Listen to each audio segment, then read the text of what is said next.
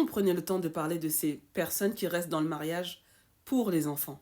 On a tous dû entendre une fois dans notre vie une personne dire: moi, je suis restée dans mon mariage pour les enfants. Et pas que les enfants souffrent. Beaucoup de personnes qui se sacrifient pour le bonheur de leurs enfants, pour ne pas chambouler leur vie, pour ne pas les rendre malheureux. Ils veulent absolument que l'enfant grandisse avec papa et maman. Alors ils se sacrifient, ils se mettent de côté, ils s'oublient, pour ne pas faire de la peine à leurs enfants. Ils ne supportent plus leur partenaire, ils n'aiment plus leur partenaire, mais ils vont rester. Attendre que l'enfant grandisse. À ce moment-là, prendre la décision de partir. Est-ce qu'on en parle de ce sacrifice? Parce que oui, c'est un sacrifice. Un sacrifice de mettre son bonheur de côté pour le bonheur de ses enfants. Vous allez me dire, oui, mais le divorce, ça tue pas. Le divorce, on s'en remet. Les femmes qui ne veulent pas. Qui ne veulent pas que les enfants connaissent cette déchirure, connaissent cette séparation. Et je trouve qu'on n'en parle pas assez.